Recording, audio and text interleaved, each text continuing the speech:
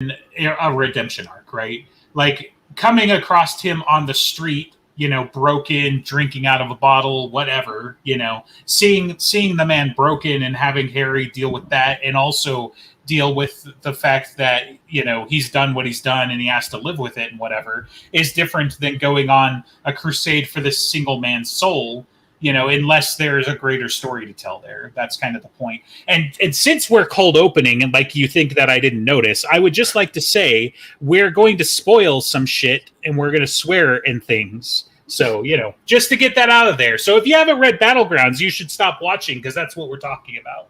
I don't know why you're listening to this podcast if you're not caught up. That would be a silly thing to do.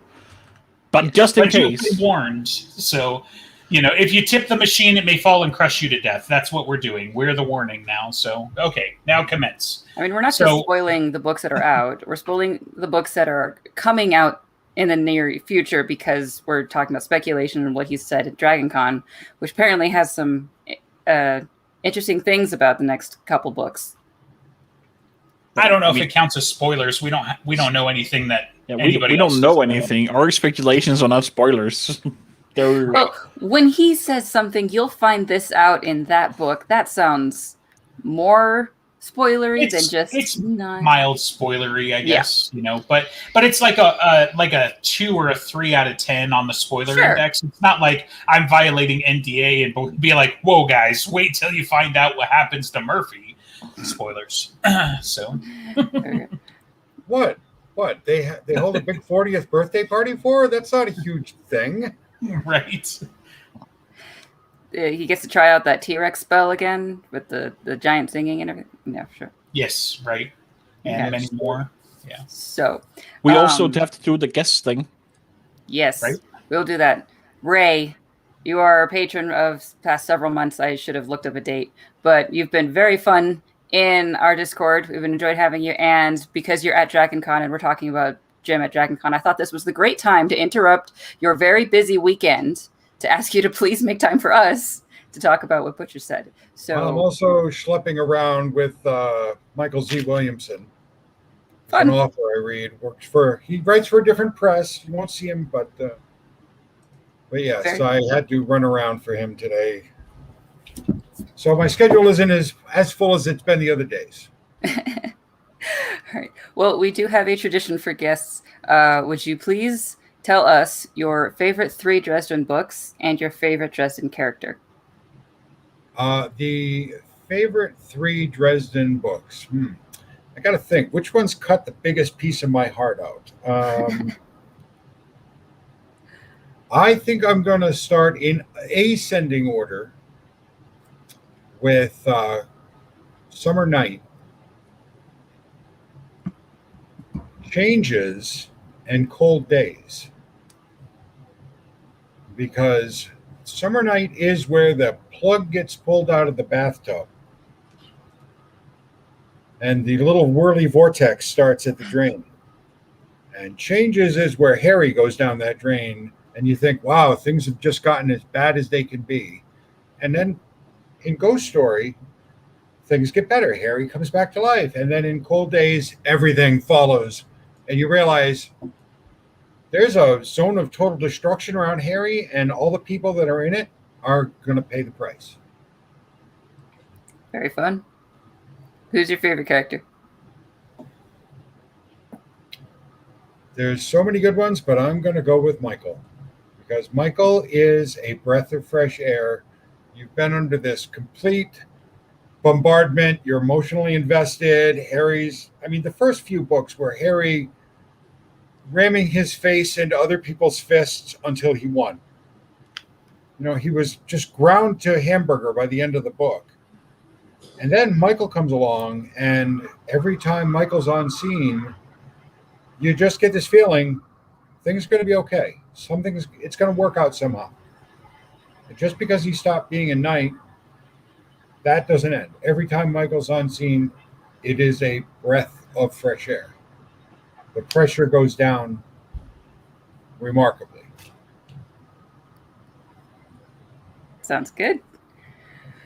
All right. To start with some of the stuff that we found out from That's a Sleepy La Reef who posted a bunch of stuff to the subreddit. Thank you very much for that. Say the Cinder Spires book is 40% done. Jim is thinking that should be done by his birthday, which is at the end of October, and then that the next Dresden book will be done by January. That is incredibly fast.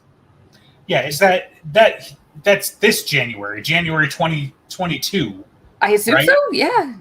Well, that's why I'm asking the guy who was in the room because I kind of assumed that we missed a detail where he's like next January or something like that. I mean, that's one word, but a big difference, So, unless he's for the next Dresden novel, he'd better have Clark Kent's typing speed to do 100,000 words in 4 months, 3 months.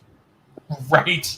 I mean, I just want to say for the record, I'm excited about this. I'm hopeful about this. And I'm not for a moment delusional to take the bait. Like, it took him 3 years to do Peace Talks and Battlegrounds. Now, they may be orders of magnitude more complex, but I'm not going to get my hopes up that he's going to turn around a Dresden Files book in basically 2 months. Like, yeah, that's my only thing, right? Like, I'm just trying to be realistic so I don't get set up to get shut down later. My heart can't take it.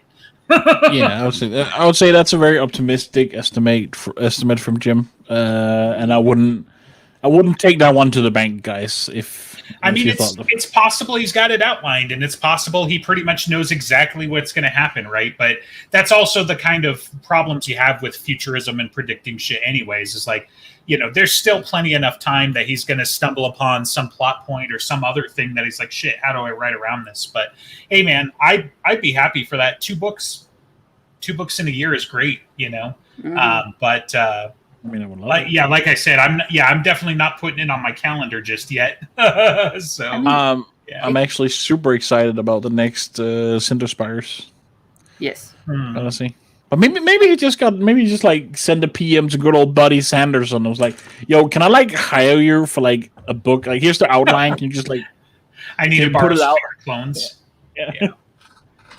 Well, my inner Dresden heroin fiend needs its next fix. But oh yeah, for sure. I mean, if it's a matter of desire, then the book is absolutely coming by January, right? But so what I have learned in the past was that like patience.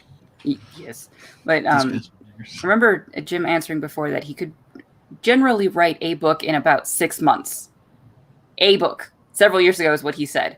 Okay, that's a decent timeline. That's actually really good progress for most writers, but like 3 months is insane. So it either 12 months is going to be a lot shorter than the past books have been, a lot less complicated, which is very possible, or he's got it already half done for some reason. And maybe he does, as he was like trying to work out certain things. Maybe he was working it out enough into 12 months to be able to figure it out. And is it even going to be called 12 months anymore? We don't know.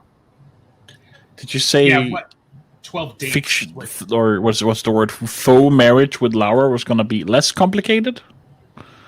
Well, there's that, but yeah, but towards director's comments as well, like it's possible he had like enough shit left over from Peace Talks, right? Because basically this whole book generates out of the decisions and side conversations he had with like with whatever's going on with Laura, with what's been going on about the Starborn thing. Possibly I'm still voting for his training montage with River Shoulders, so like some of those things, like I feel like we know what to expect. Doesn't mean that's going to be what we get. But we could write 12 months practically with all the loose threads we're going to get. The problem is like, all the twists and all the other intrigue and shit that he's going to certainly add to it.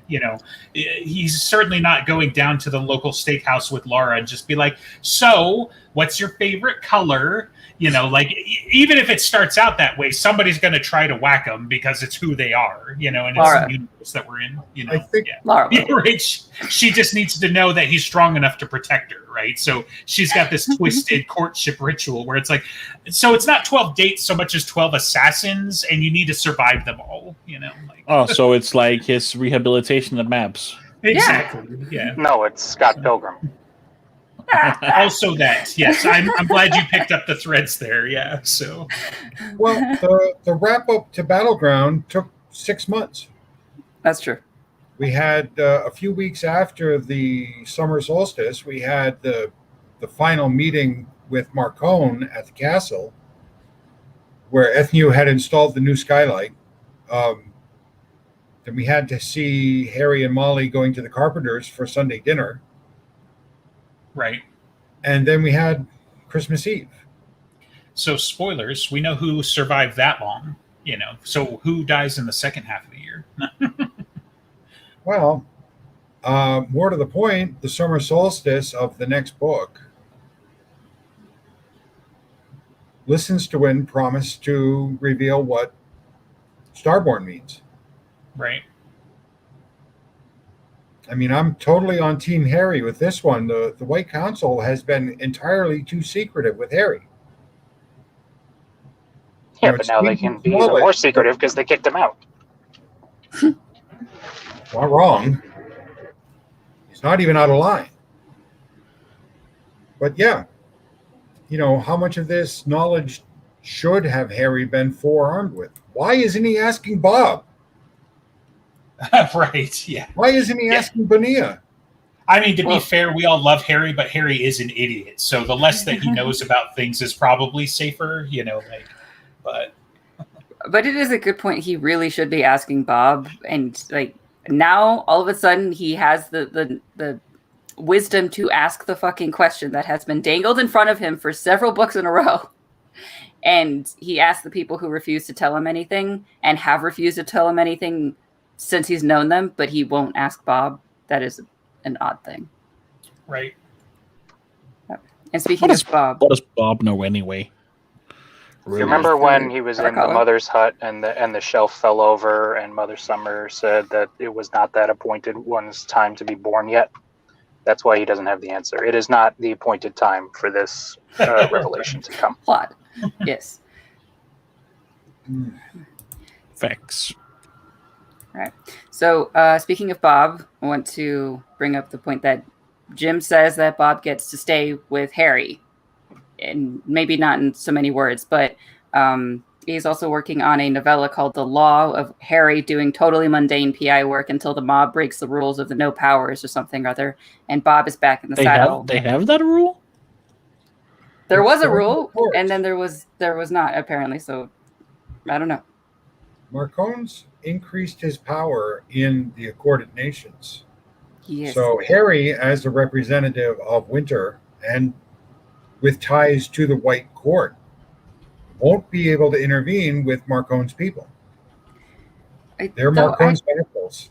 I don't know if I would assume that Marcone is the mob in this question. It might be, but there are other mobs, and Marcone doesn't want to be on the other side of the mobs in Chicago, and Marcone didn't kill him? Maybe they're trying to squeeze in. And that went well the last time they tried that. Right, and it's going to go great for them this time, I'm sure. But well, let's face it, his scope has also increased to the point where you could see local street level or city level people that are thinking, well, he's not really going to pay attention to us now necessarily. Maybe we can carve out something. Yeah.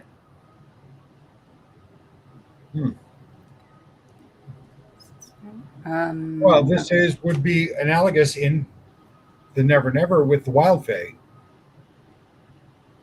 The Winter Court has its ballpark, the Summer Court has its domain, and then the Wild Fae are out there. And do they occasionally intrude onto Winter? Doesn't seem like a really life-extending action, but I'm sure it happens.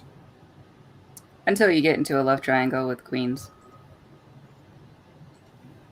If they're not a part of the Accord, actually, I mean, we have a solid example. If they're not part of the Accord and you go after them, you owe them a weregild. Even if they are, you owe a weregild. Well, not if they come after you first. Then you're required to respond.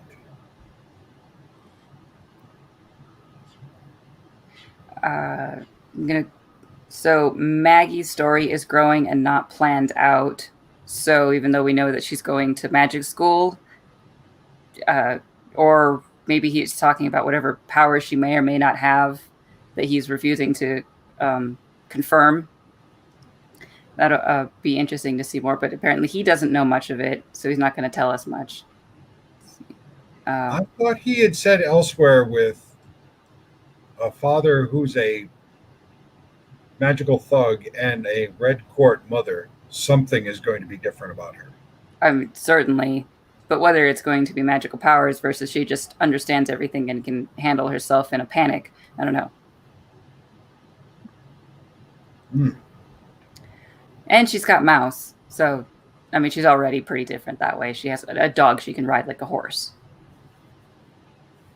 She has the goodest of boys. So, what happened to Chandler? As we've been asking him for months. Oh, spoilers. You won't know until Mirror, Mirror. What the fuck does that mean? Well, obviously, wherever Harry's going to go, Chandler's already there. That's the way I interpret it. Right, yeah. What was Chandler's magic again? Main affinity? Time, usually. Yeah. Divination, essentially. Motherfucker fucking dimension skipped. And divination and earth magic. Yeah, because apparently everybody's got earth magic. Except Harry. Although he has used it in the past. No, Harry can do earth magic. Does that mean that the portal that Chandler fell through was ripped into another dimension? Or was that like, is he going to fall into another dimension accidentally after trying to get out of whatever portal Dracul put him in? I mean, if anybody is Dracul the reason that Harry gets kicked over in any way? It's also possible.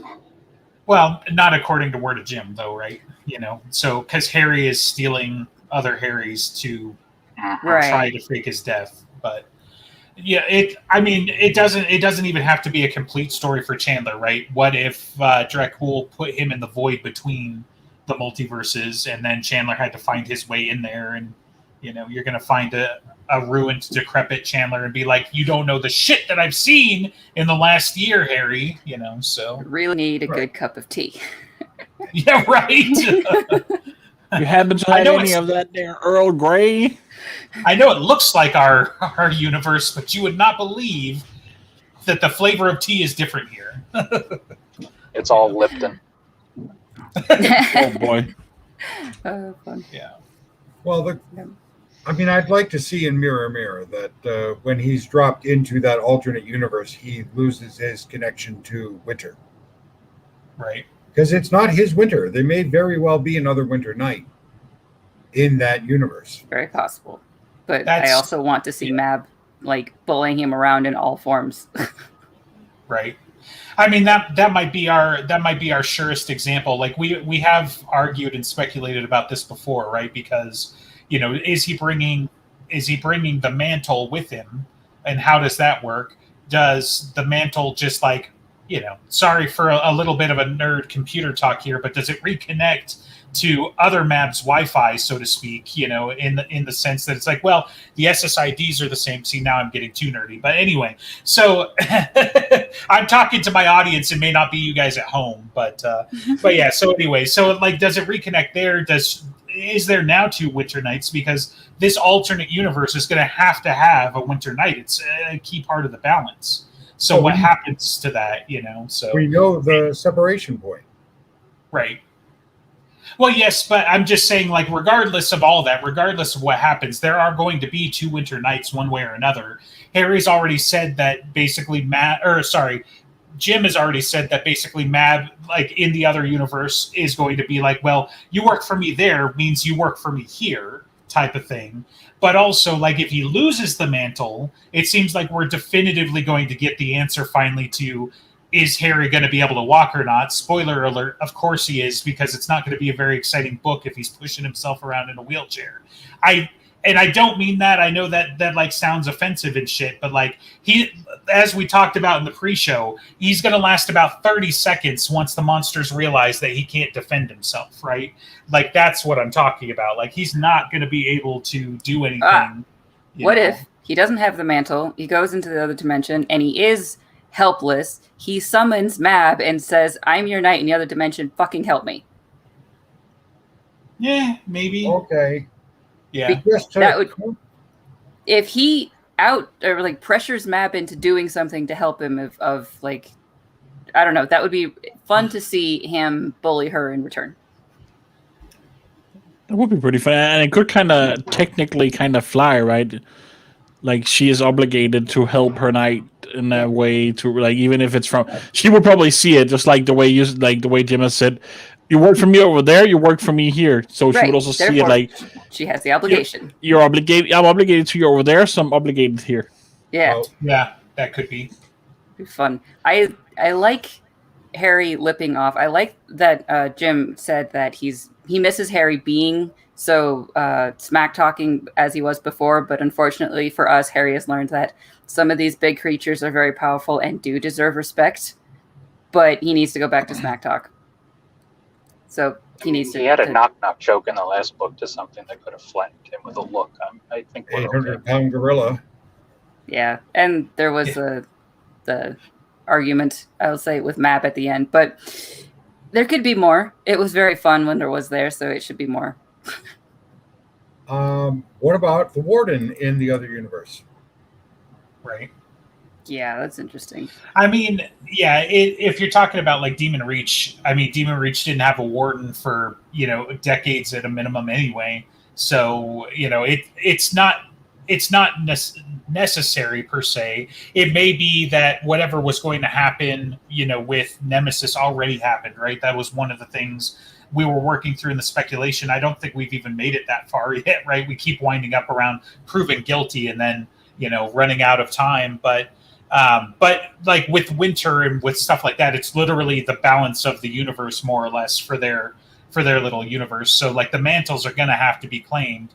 The Warden thing is kind of its own, side shtick. So, but I think it's very possible that like either in this universe, like one of the main theories is something had to fill Harry's void, right? Somebody had to fill the void. Otherwise, there's about 6 other apocalypses that would have happened in the meantime before we get up to current time, right? We know the time frame is accelerated, so they're not winning per se, but they are at least delaying it. But that means that the Dark Hollow shouldn't have happened. That means that, Demon Reach exploding shouldn't have happened. Like all of these things are pretty much world-ending events that would have somehow needed to have been thwarted or diverted, right? So those are big deals, but, at least it seems like having the mantles, like that's kind of like the wheels of the planet come off, like at that point. The Red Court War should still be going on. No, it should be over, in my opinion. I think the Red Court will have won.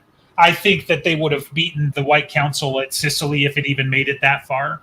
So, because the time frame leading up to that, right? Like it's pretty much assumed that the Red Court was going to maneuver themselves into a war eventually anyway, but that Harry triggered it before the Red Court was ready and therefore drew it out to mostly a draw, which means that if it doesn't get triggered early, they've got more time to prepare. And when they do finally come for the White Council, possibly with Harry helping them, then like I just don't like. I think the White Council may survive the initial stroke, but like it's going to be a delaying action until there's nothing left. Like I just don't see them being any help in the other universe because they, like you're going to have like the senior council, half of them have survived and are running around underground. In my opinion, like you're going to see guerrilla fighter Ebenezer and how dangerous that is.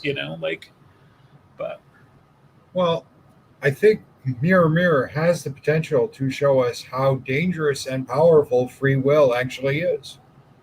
Right. If Harry didn't make the choices he made, what was it, in grave peril? Right. Then things would have gone terribly bad. Because Harry is one of those keystone characters by being a Starborn that has a greater impact. Their actions have a greater impact than mundane humans, but he's a fulcrum. Yeah. Protagonists just make everything difficult. Right. I do like the idea that the way Jim has introduced Chosen One, Starborn, kind of like almost like, to use a game term, a mechanic, right? That like, okay, he is a main character. It is an actual thing in the universe. There are Starborns. because sometimes it gets a little ludicrous with main characters, right? Like that's that. It kind of explains a little bit of that suspension of disbelief you gotta have when you read stories or like watch stories. And I just think that's a neat detail to have in the world. Well, and I think the main part that kind of differentiates Harry in that regard is the fact that like Harry didn't have a Hagrid or somebody show up to him one day and be like, "You're the chosen one," and he's like, "No, I ain't. I'm a what?" And Harry has no fucking clue. Like, he's well into his 40s. He's been doing the chosen one thing, but he has no idea what that means, right? And so, like, Harry doesn't necessarily think that he's anything special other than, yeah, okay, maybe I'm in the, like, top third of, like, wizards or whatever, right? But that doesn't make him the chosen one. There are many more other powerful guys, right? Whereas, like, think about every other kind of chosen one story. Like, they're the best at something, right? You're inexplicably the best at kung fu, or you're inexplicably the best at, not being corrupted by the One Ring or whatever.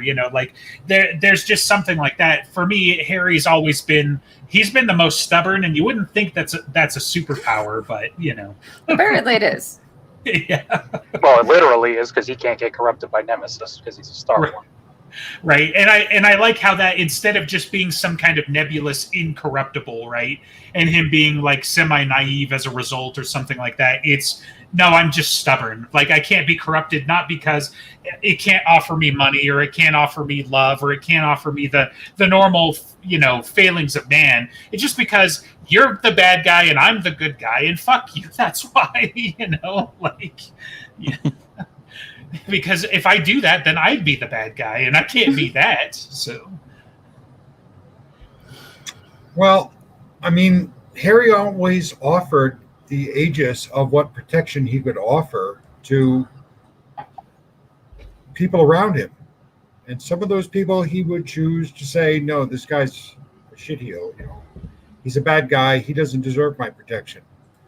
But yet, at the same time, if a Chlorophene shows up and he's going after, like, Hellhound, Hendrix, do you really think Harry would have just stood by and say, okay, that's a you problem, good luck? Yeah, that's impossible for him. It really is. And as his power increased, his obligation to fulfill the office he selected for himself has increased. He's got a longer reach now.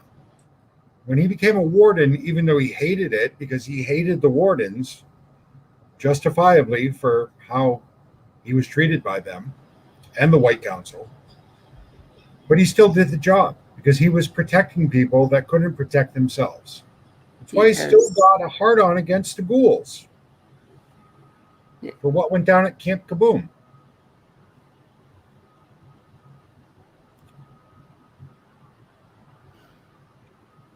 That should almost just have been a short story, but like it feels like a short story, but it's like in a book actually. Right. Well, I think it was a setup. Here it is. This tells you why. Mm-hmm. It's definitely important to his character, and I'm glad that we got a little bit more of that with him dealing with them in peace talks, battlegrounds, and then a little bit with Ebenezer calling him out on it and be like, if you don't understand why I hate White Court vampires so much, ask yourself the same question about ghouls, or whatever. Or was it Harry realizing on his own? But both. Yeah, it's a good moment. It's character. Like, it's important for him to understand. And we discussed briefly in the pre-show, like, the morality of how it comes to, like, dealing with monsters is not necessarily going to directly extrapolate from what we would do treating other tribes of our own species, right? Like, these guys eat kids, these guys eat people, these guys eat whatever. Like, very easy to hate them. White Court, it's tough, right? But I feel like it follows the kind of thread where you get with, like, but what about, like, Lestat, or what about, like, sparkly vampires or whatever? But, like, they're just so beautiful. How could you hate them and want to destroy them? They eat people. It's pretty easy. That's my answer. So, there is not a single time, especially in these situations where Jim has had a chance to set something up when he has not taken the opportunity of punting us all in our jimmies. Harry could meet. We don't know what the ghoul's life cycle is. We know they're born into it. It's a family. What happens if it's something like a white court vampire, where their nature manifests at puberty, and he has an opportunity. He doesn't know it, but he meets a ghoul child. I mean, it would be interesting to explore like a toddler ghoul of like, if this toddler is going to suffer and die unless you feed it a human, but it's a child. That is a problem that I would find really fun to play with, and I wish that they would. Probably wouldn't, but it would be fun. I think so. I mean, if you want to get a little deeper into the lore, it's important to keep in mind that ghouls don't have to eat living humans. They just seem to have a preference for it, right? So, like, yes, that child may need human flesh for whatever stupid reason, because we're going to explore this. But, like, I got to imagine it's going to be a whole lot easier if you don't try to feed that, ghoul child an adult male, or whatever, who's going to try to fight them, right? That's not a very equitable situation for a predator, right? So one way or another, they're going to feed it something that is a whole lot easier to deal with, right? I'm trying to extrapolate and make this less gross by talking about more normal, like, predator interactions, right? You don't have your kittens go hunt, with the lions and the pride and whatever. You bring in a human baby. Yeah, makes right. it all better. I mean, maybe, but yeah. So, but just kind of getting to the point that, like, ghouls normally are carrion feeders, right? And so they're kind of escalated a little bit to be more like predators in this case.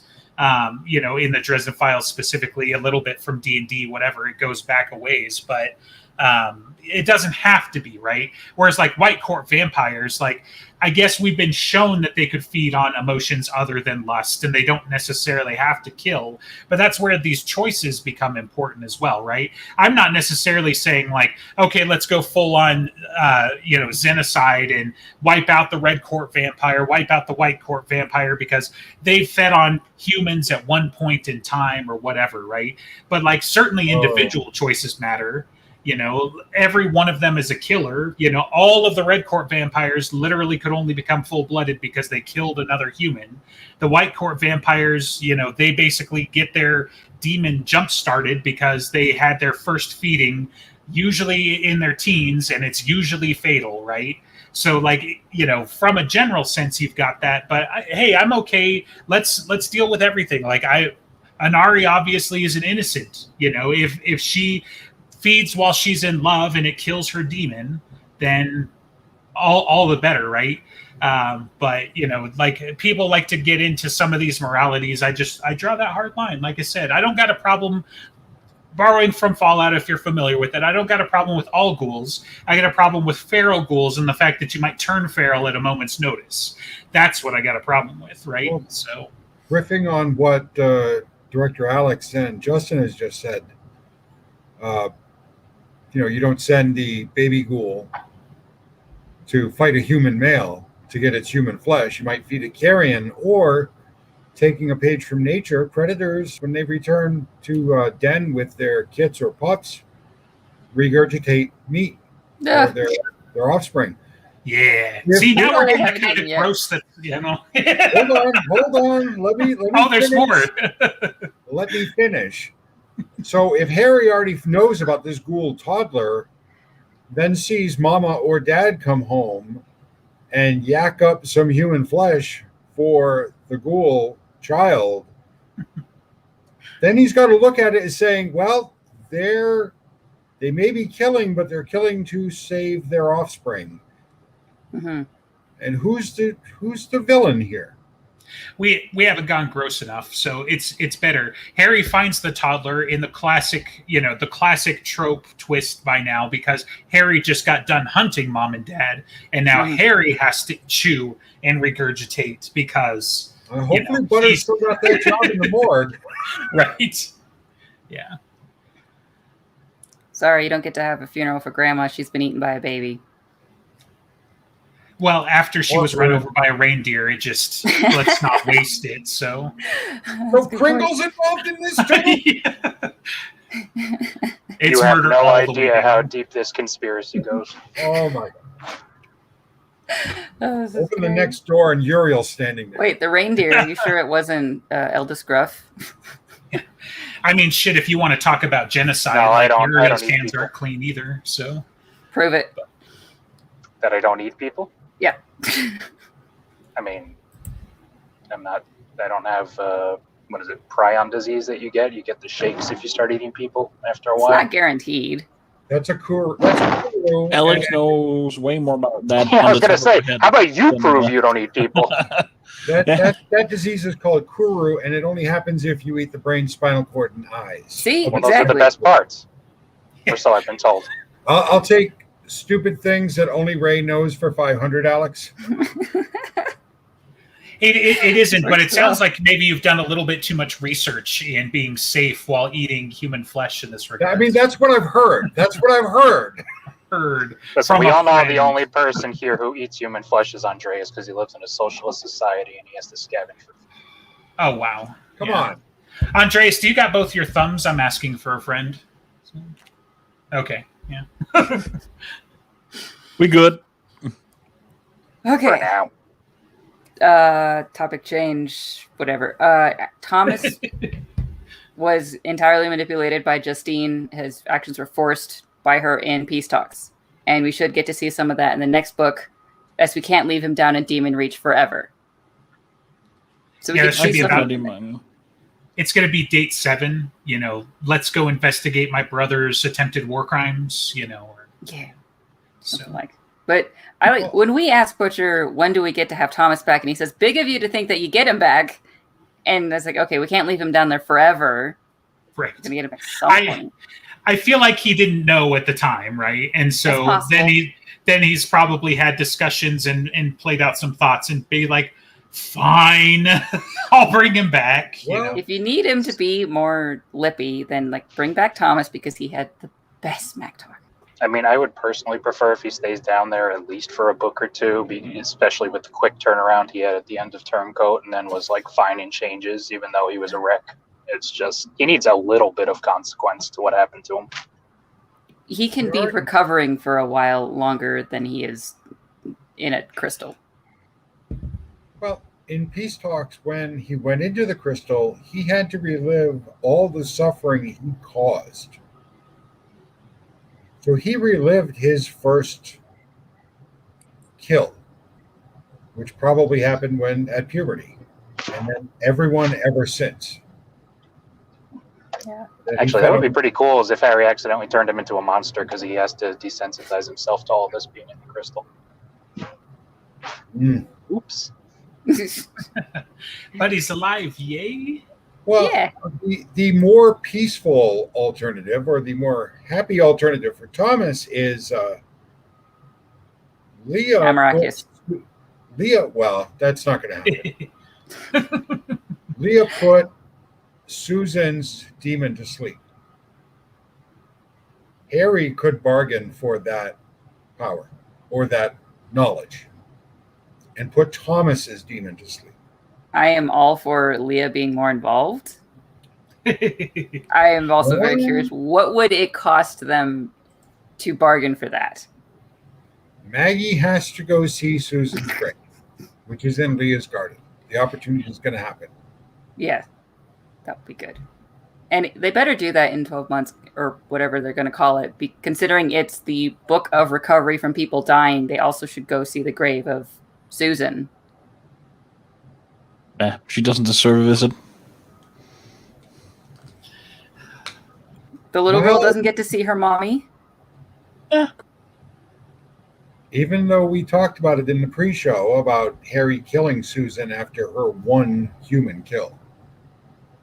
You want to take it flip that around. Susan murdered that person knowing she would be the sacrifice that allowed the blood curse or the bloodline curse to go off aimed at the Red Court. Yep, I mean, it's mostly a joke, but I kind of feel about Susan how E.G. feels about Butters. I don't particularly like her character. Oh, no, there's plenty of room there for the lemon juice in the cut. Because if Harry has that ability later, You think Jim's going to waste the opportunity to make Harry ponder about the fact that he could have known this earlier if he bargained earlier for that knowledge? Probably not. I mean, if don't there's a chance disagree with to hurt Harry, Right. I mean, Jim's probably gonna take it. Exactly. Whatever happens has to be the thing that's calculated to hurt Harry the most. Yeah. Kind of on the topic of extension. kind of on the topic of the Red Court, someone asked about the Merlin. What was the Merlin's plan to get rid of the Red Court root and branch? And the answer is apparently he was going to let Dresden loose on them. It worked. I mean, still a lot of questions, though, right? Yeah, because exactly. That does kind of imply that Langtree knew exactly what the fuck was going on. Because that he knew about the bloodline curse, he knew about whatever, or he had so much faith in Harry's abilities that Harry was going to spend the rest of his natural life hunting them down for vengeance, and basically just be a general pain in the ass. But if he's talking about root and branch, makes it seem very much that he knew about the bloodline curse, and that he either was confident that Harry was going to be able to pull it off somehow, or I don't know, man. Like, it's subtle and whatever. Like, that's a really big fucking gamble, in my opinion. Yeah, So and it's possible that he knew about the ritual that they were setting up in Chichen Itza. And maybe he didn't even know the target. Or he knew the target. He knew that they had the little girl and how it was going to connect to Harry. And how it was going to connect to Ebenezer. I think that one would be a bit more obvious for the Merlin to figure out if he hadn't already, that Harry was Ebenezer's grandson. But if he knows this, it's important. If he doesn't know it, then I hope he gets an unpleasant reveal.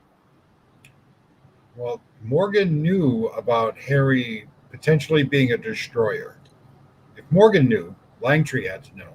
It's a good point. right. We don't know what that means, but it could mean that everyone he goes up against winds up being referred to in the past tense. Right. Which is kind of important that they have that knowledge. And if you're right, then they just kicked him out. So Well, under the Accords, there is too much baggage to have a destroyer as part of your political faction. You put him out on his own after he's reached a sufficient level of power where he can protect himself, and you just let him go. Go do your thing. We're going to try and stay out of your way. Carlos, don't mess with him, even if he does break the rules. The laws of magic, they don't really apply to him. Well, we're going to except pretend they they don't threatened him anyway. So Yeah. So they haven't told Carlos not to mess with him yet, because he was the one saying, abide by the rules or else. If Harry becomes the Blackstaff and the laws of magic don't actually apply to him, that would be very fun, but that might mean Ebenezer needs to die. He would also need to be a part of the council again to be the Blackstaff. Politically. I don't know. Not necessarily. He's got the object. It doesn't bind him to the council personally. Well, in word of Jim has said the Blackstaff chooses the successor. Yeah. I don't think they said that the would be interesting. Blackstaff chooses his next successor. No, it's not the staff itself. It is the person. Yeah. I mean, either way, I do like the idea that Ebenezer probably would still give it to Harry, and Harry's not on the council, because now that would just cheese off Langtree Exactly. even that much more. It would piss them off so much. That's what I want. I've also got it in the back of my head, though, like, which continent are we not very attached to, so that when Ebenezer dies and his curse goes off, that we don't have to worry about it. So I guess the next fight's going to be in Australia. Are there any volcanoes there? Because there's about to be. Antarctica. Yeah, right. The anti-bear continent. That's the one we want. Yeah. Oh God, I'm too much of a nerd to have this conversation, because I was just like, what if he does the whole like Doomsday Machine from Star Trek, and he like sacrifices himself in the kaiju to try and bring it down, but then it doesn't work. So, anyway. Yeah, see, too much of a nerd. That's really, really old Star Trek sci-fi for some of you kids. Like, Ray probably saw it, when it came out, but Had to get that thought thing in in there. reruns, okay. What Yeah, if the he week goes- after reruns, but they were reruns. Right. No, they were reruns before they digitally remastered. Oh yeah, Doomsday Machine's way prettier now. So here's my question. Let's throw some D&D in there. What happens if Ebenezer lets the kaiju swallow him and he breaks the black staff inside? Yeah, right. Yeah. As a wielder of the Staff or Magi too, I get that reference. So yeah. Nerds. Never gotten to that high level in D&D. Oh, dude, it's fun. So It's broken. That's what it is. the last 2 sessions that I played, I burned through many of the charges of that staff and didn't even get to my prepared spells. And then the DM's like, "That was probably a pretty tough fight." And I'm like, "Sure, boss." So he doesn't watch, so I can taunt him now behind his back. But anyway, so. You sure about that? There was a question about the Nephilim. I don't know. The angels' children. They do exist, and we will see them. We have met at least one. Now that is an interesting one because my thoughts were racing when he said that because I'm thinking, who did we see? And the chatter on the internet has pretty much ruled out Mac as a Nephilim, but Because he's a Grigori, right? that's the assumption. But we haven't had that confirmed yet. So all we know, have the unreliable narrator thing, right? That kind of confirming he is an angel. Well, he's an angelic entity, whether or not he's specifically a Grigori is, or if he would have been, if he's a Nephilim, but he's the son or daughter. If he's the son of a Grigori, for instance, that could fulfill both of those. Did you just assume Mac's gender? Listen, he's Mac. He doesn't have a gender, Right. although theoretically, That neither was- do angels. That was the original War in Heaven. Did you just assume my gender? No, sorry. Anyway, yeah, I like who would it be? I mean, jokingly, I was going to ask like, did we meet Mac's kid? But yeah, I don't know. Like, do you follow down the normal tropes? Like, is this person going to be super pretty and just all of that stuff and whatever? Like, I guess. I mean. One of the only scions that comes back, and just to stir the pot a little bit, like we've all been talking about Kincaid as the scion of something for a while, right? So, but That is a pretty ugly fucking Nephilim if it's him. well, yeah, but I mean, the arguments. Like, what if it was Mavra standing behind him when he used the sight or whatever? But Well, and I mean, he goes by Hellhound instead, right? So Right. There's that. I mean, most of that image was him. It was just the shadow maybe was him. I don't think her shadow cast upon a Nephilim and was like, "I'm gonna make you look like a demon in somebody's sight now." right, It seems improbable. yeah, a group What of about mysterious Fitz? beings of people of unusually large size and strength. So right, because the giants, right, theoretically, like Goliath and all that. What about Fitz, though? Nah. Who cares? Yeah, I just, like- I was gonna poke him with Fitz earlier, but Well, now it just doesn't. It doesn't just- fit. The kid that can hear dead people and then gets hooked up with Fort Hills just seems kind of right for a kid of an angel that might be in the right time and place. I don't know. Just seemed like of other characters who aren't Mac, he was the only one who seemed more probable. I don't know.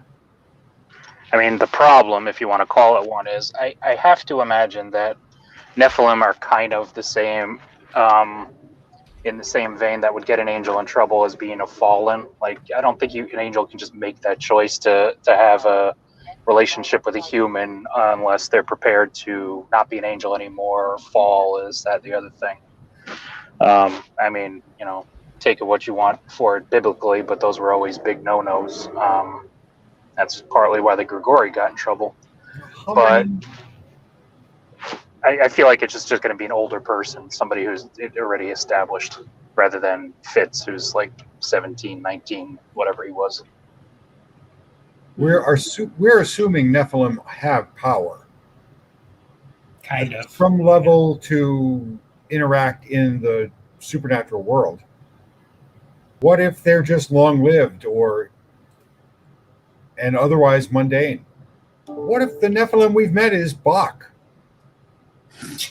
Yeah, I mean, I would assume that they, at the very least, they would be hardy, right? But it kind of depends, because the way that probably like most scions and changelings, if you make the choice, then you essentially become that element. So you're going to have something.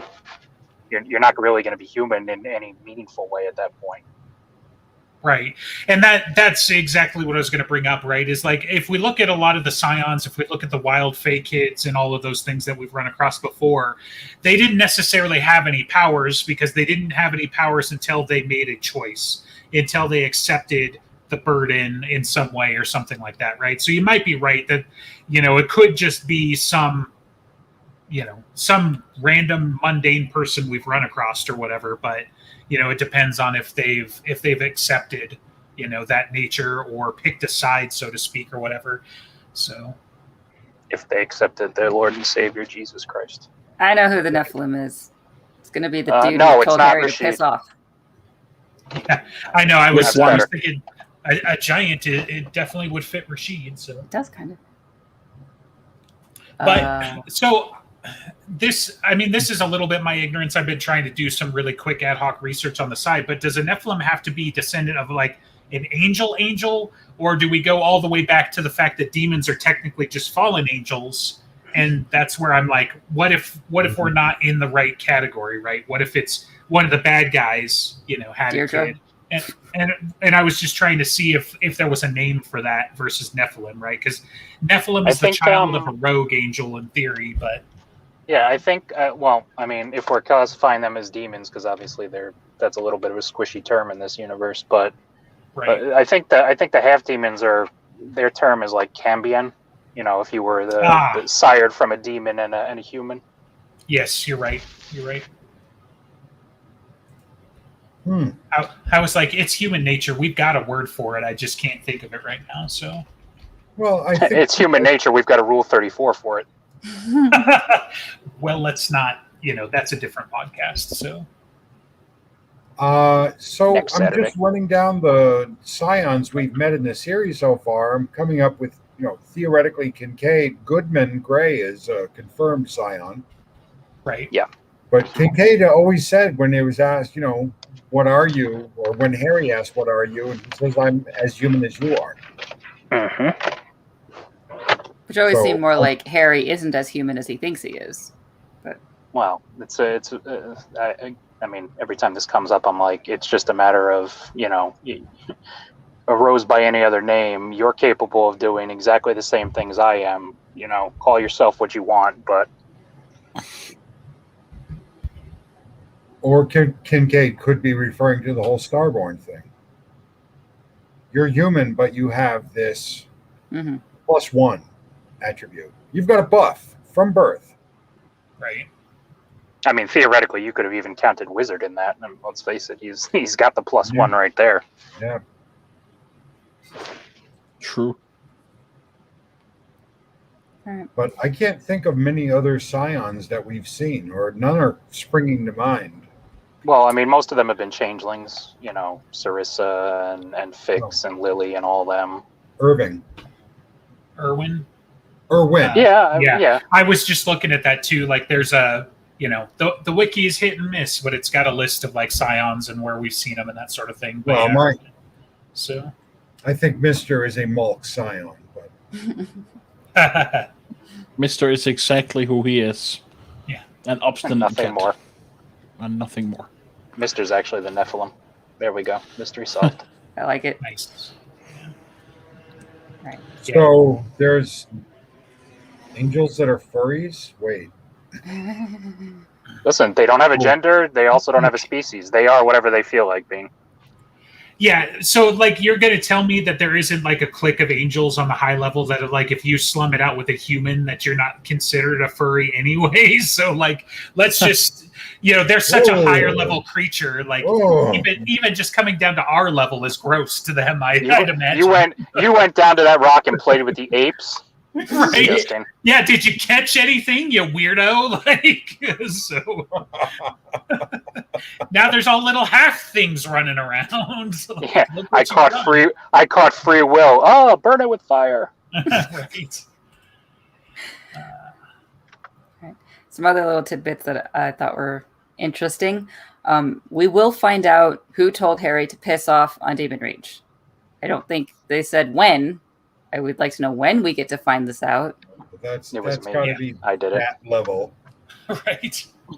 E.G. is the British kid and trapped in a gem. He knows what he did. He deserves to be there. So. I mean, I got to be honest. Stasis and Demon Reach would probably be not the worst fate to have for me. Depends if the other inhabitants don't get to like, you know, cause their influence on other inhabitants, right? Like Thomas, for example. Right. Well, he segregates him from anyone else who's not in contemplation. Who's not in contemplation. Yeah, I believe he specifically was like none of the other people can talk to him unless they're going through the same specific thing. I believe was the wording of it. That's what I remember. Because I don't know that he can put you in quote unquote solitary. But I guess having them grouped by their circles of hell, so to speak, makes sense. Well, Harry hasn't even done an inventory. He doesn't want to expose himself to every one of them to do an Would inventory. you?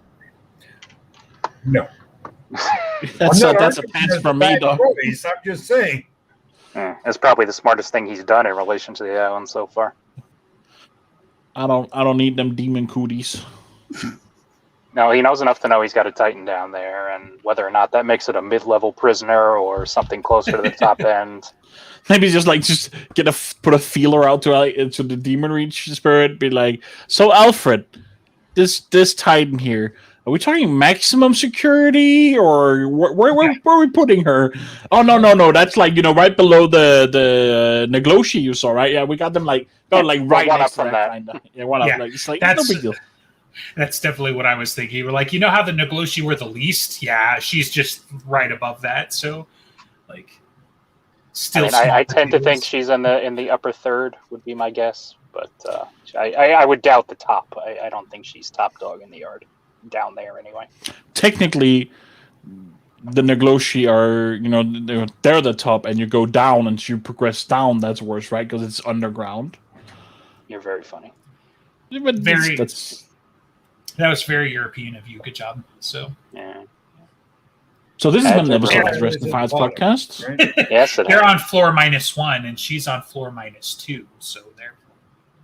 Yeah, what is it in all those spy movies where they hold the button and they go down like an extra 3 floors that didn't even register? Well, that's how it is over at the Hyatt here, and it's very confusing.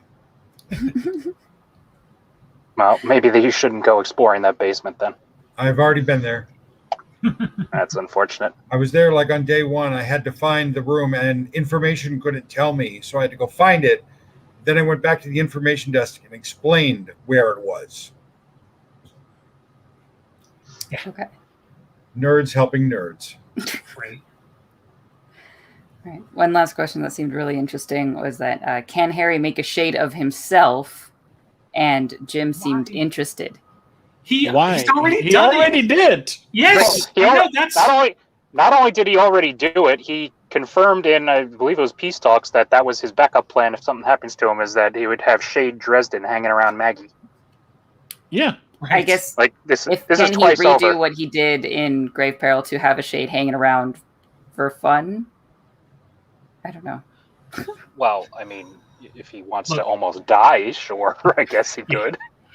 As a high-level wizard, every high-level wizard should have a simulacrum, okay? But I'm just saying, like, yeah, no, I mean, he did it to Kravos, right? So he deliberately got himself killed. He did it with Kravos, and he said this was his backup plan if anything happens. Well, you know, he told us, the reader, that in his head. Right. Because, yeah, he worked with... Morty. Yes, Morty on it, so... Yeah, hell of a will. Like... someday I hope to be that badass and powerful that it's like, well, I've got this ectomancer lined up so that he can summon me and bind me to you, so so that you'll be protected. Well, And then your kid's like, Dad, leave me alone. Jim also said that people only with very pressing unfinished business or very strong wills leave a ghost behind. Oh, Doesn't sound like Harry at all. it was strong will, you say? Poof, that can't be our boy. Well, he's got it. He's got both. He's got the strong will, and he's got the unfinished business of watching over his kid. Right. Yep. And he also mentioned, which I'm sorry, I will rage quit if this happens. Said he doesn't just know, and he said this before. He doesn't know if Harry survives.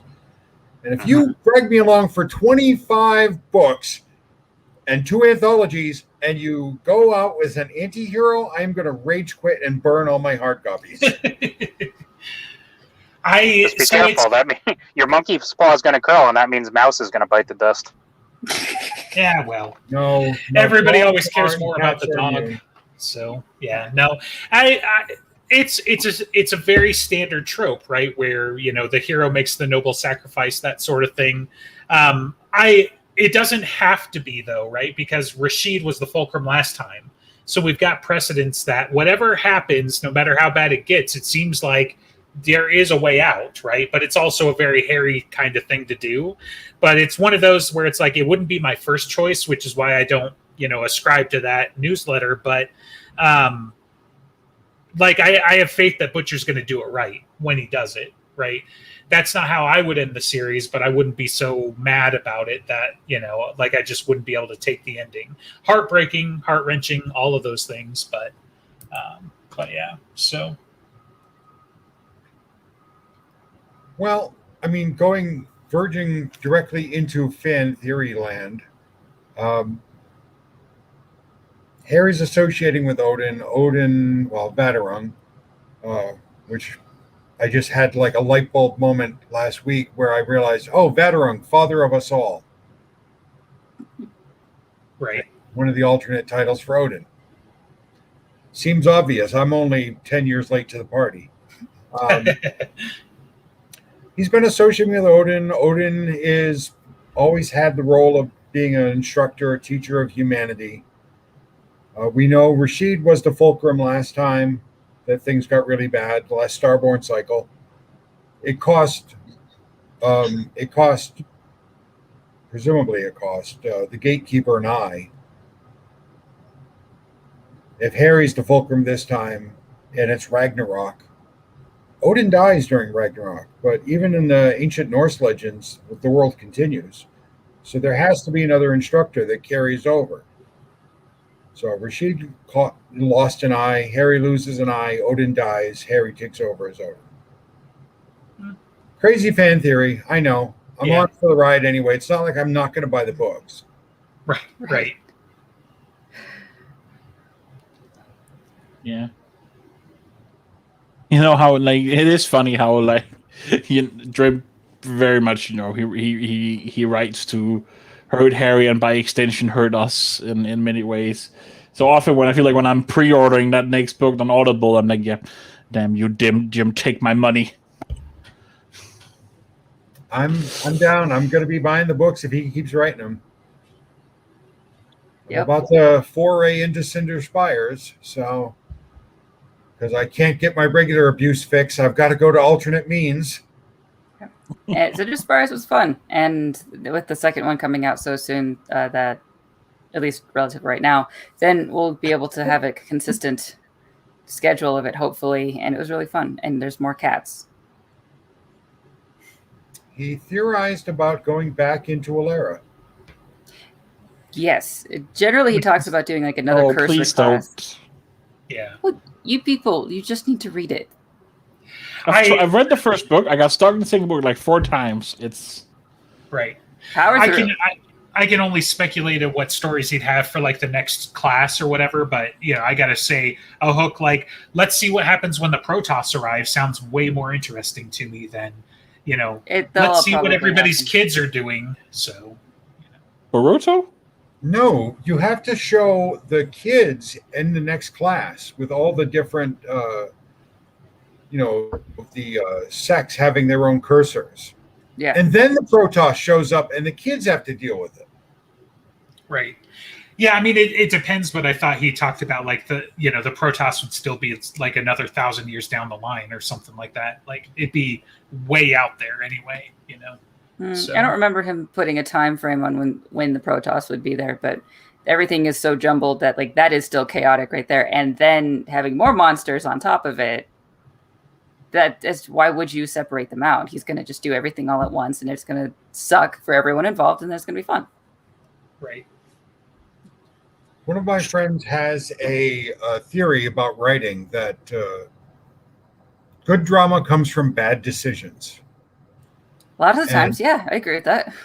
I think that good drama, better drama, comes from people making the best decision they can with the information they have, and then other polities or factions making the same sort of decisions at cross purposes. So you get to see those conflicts.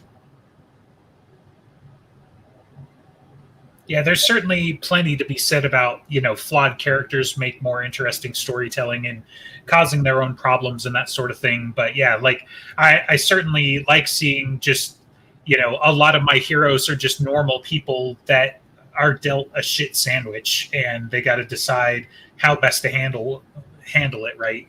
Like Harry does cause several of his own problems, but at the same time, like you're going to have situations where, he made the right decision, but there were no good options at the time, so the question I asked of Jim was if the Fey Queen mantles must go to mortals, and if those mantles change their DNA.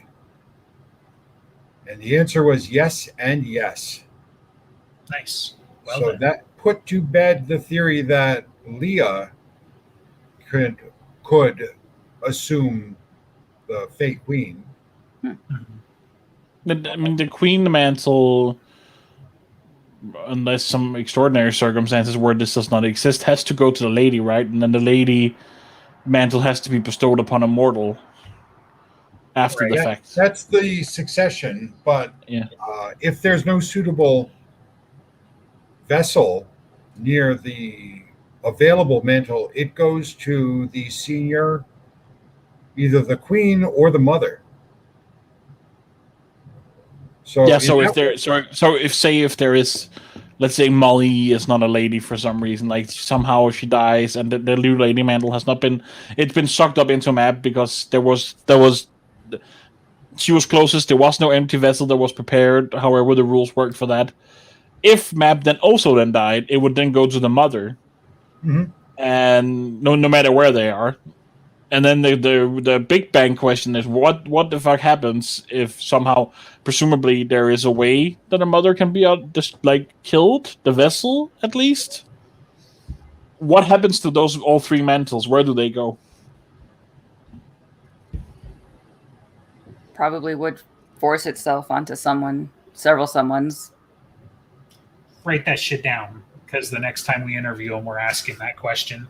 I'm serious, because that's going to answer a whole lot of the nature about where the Fae came from and who's next up on the chain of command and shit like that, right? That power's got to go someplace, so. Unless it's getting assumed by whoever killed, you keep what you kill.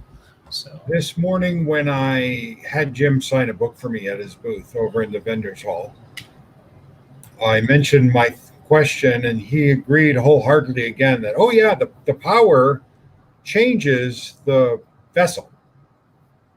Yeah. And then he appended, unless they get out of the mantle before they change too much, then they'll change back. Just real quick, I'm putting 2 more marks in the Ship of Theseus column. So because your DNA changes over time, right? So you're not necessarily the same person you were 7 years ago, whatever, that sort of thing. But then also, if they escape it soon enough. So Molly is not in, she's not locked in just yet, but she's definitely sprinting down that direction. So I think that's definitely, I don't know when he decided Molly was going to be the Winter Lady.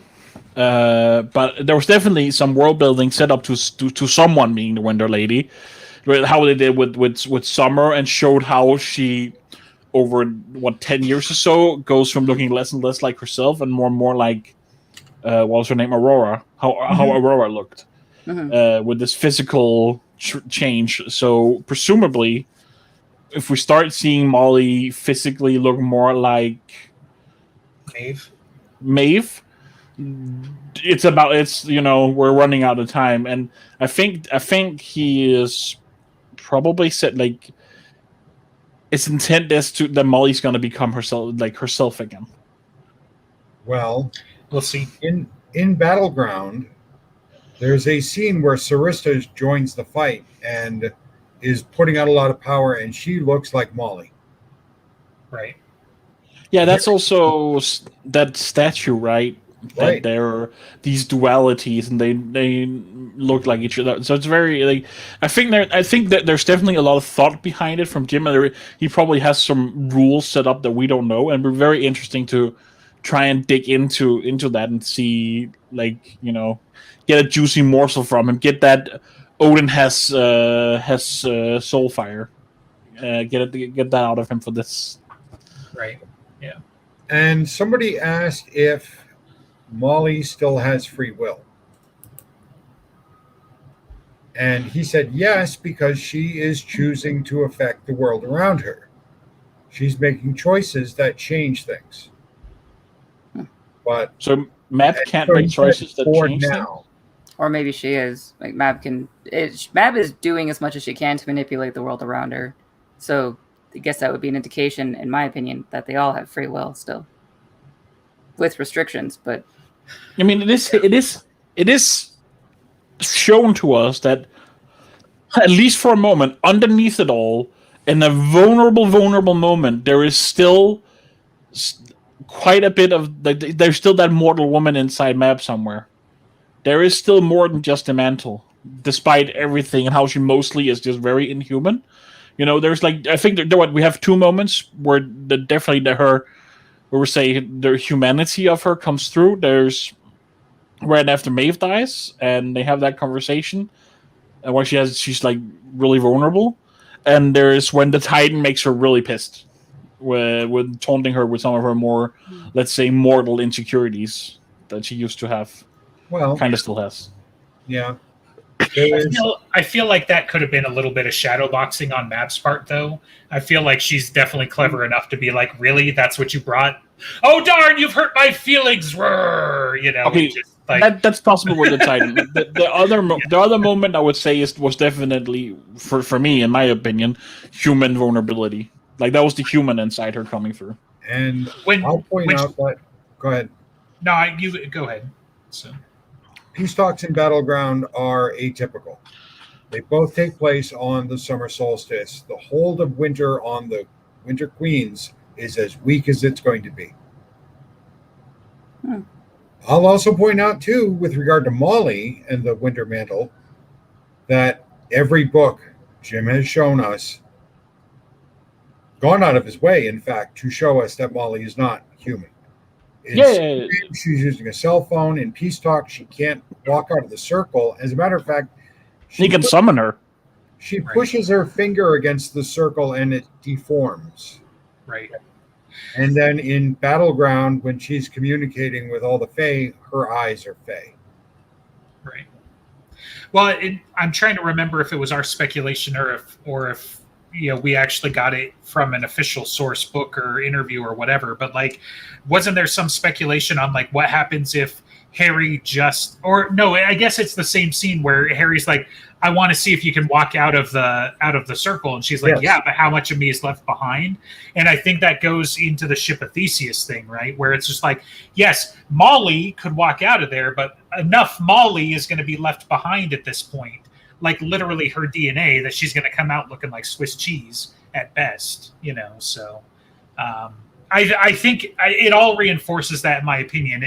He just hasn't come out and said it, so I'm leaving people wiggle room if they don't agree, but I think he's all but confirmed that's exactly what's happening, with your question. So and he's shown us, he's given us supporting evidence for that. So, and here we go.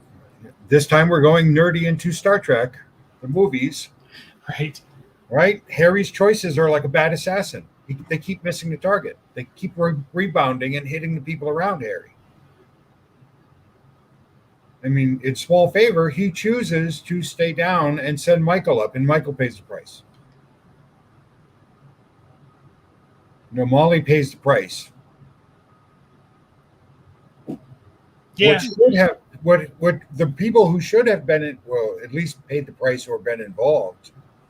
I mean, Maggie stood to pay the price in changes, and Susan wound up dying so that Harry could save himself, save Maggie, and collaterally save Eb and Thomas. Right. So Butters didn't pay a choice, but boy, he made a leap of faith. And,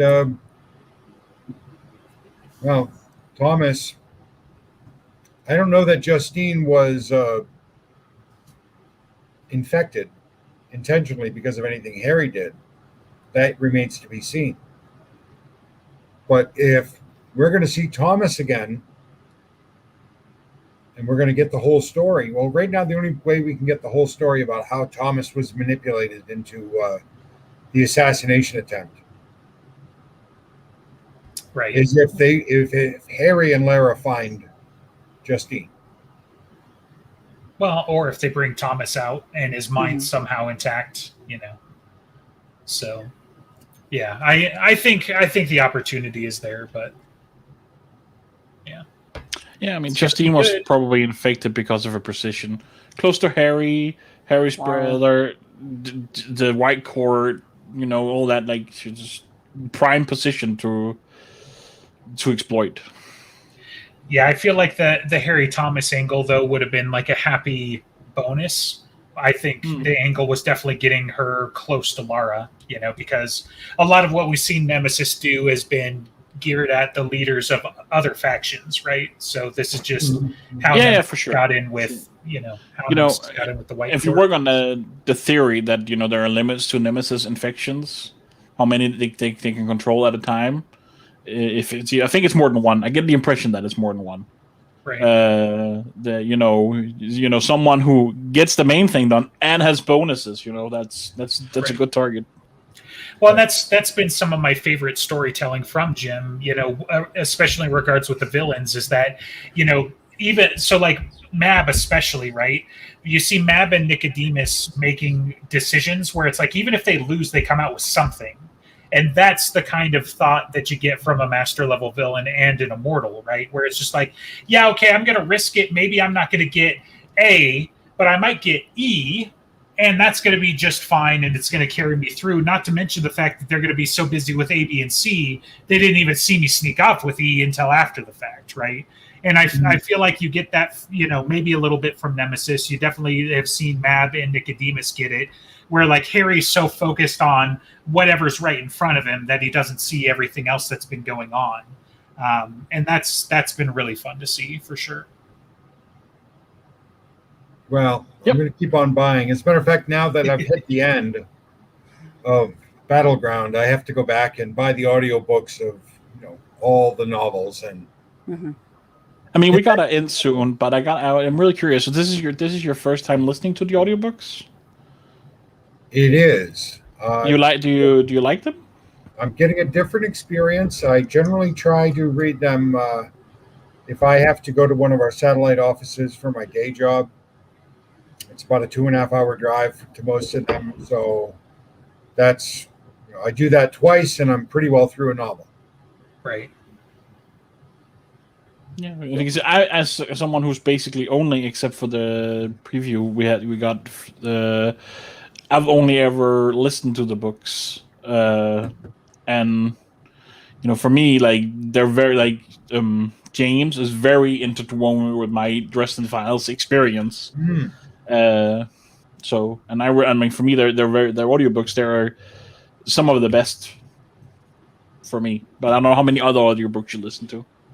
I've listened to the first audiobook I ever listened to was Larry Correa's Tom Stranger books. which Tom Stranger, The Adventures of the Interdimensional Insurance Agent, which was narrated by Adam Baldwin, and he was hysterical. But Marsters does a better range of voices. Gotta be, since you started with, like, late and you're going back, just be prepared. He grows as a narrator. This is at the start. That's the first time he ever does audiobooks. I've always It thought might be a little jarring. I've always thought that audiobooks should be done with a cast, like a radio play. But I can see from a cost containment angle where you won't pay one person instead of a cast of dozens. You know, There is a company that does that, like does full cast and like graphic audio. You might want to check if they made any books you like. They do full cast and like some sound effects and stuff if you're into that. check it out. All right. We are basically at the end of our time for today, and we want to let Ray go back to the convention that he's paying quite a lot to be there for. Thank you for taking the time to join us. Very impromptu, but this was fun. This was a lot of fun. Thank you for having me, and I will try and get a transcript up of the audio files, and I'll try and get the audio file itself up, and you can listen to it and ideate your own crazy fan theories, just like I've been busy doing. That'd be great. Thanks so much. Thank you. It's nice meeting everybody. Nice to meet you too.